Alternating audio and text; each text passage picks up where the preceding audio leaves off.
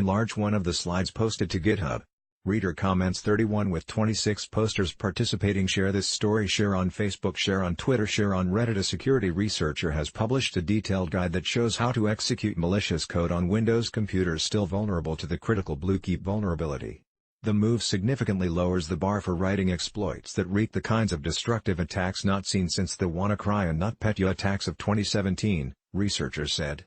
Further reading, Microsoft practically begs Windows users to fix wormable BlueKeep flaw. As of 3 weeks ago, more than 800,000 computers exposed to the internet were vulnerable to the exploit, researchers from security firm BitSight said last week. Microsoft and a chorus of security professionals have warned of the potential for exploits to sow worldwide disruptions.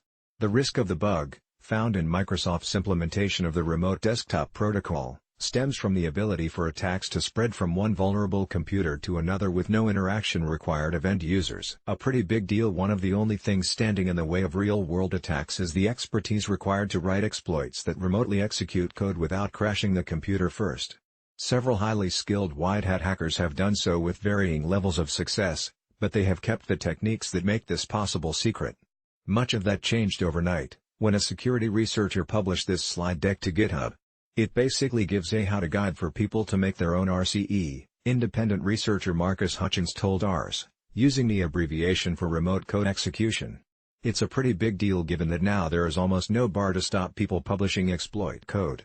The explainer significantly lowers the bar even to developers who are not very skilled at all, Hutchins said. That's because it shows how to solve one of the most vexing problems in successfully gaining code execution from BlueKeep. Successfully carrying out an exploitation technique known as a heap spray against the vulnerable remote desktop service. Most of the bar comes from the need to reverse engineer the RDP protocol to find out how to heap spray, Hutchins said. The author explains all this, so all that's really needed is to implement the RDP protocol and follow their lead. Only a basic understanding is enough. Most likely, what will happen now the bar is lowered, is, more people will be able to exploit the bug. Thus, more chance of someone posting full exploit code publicly.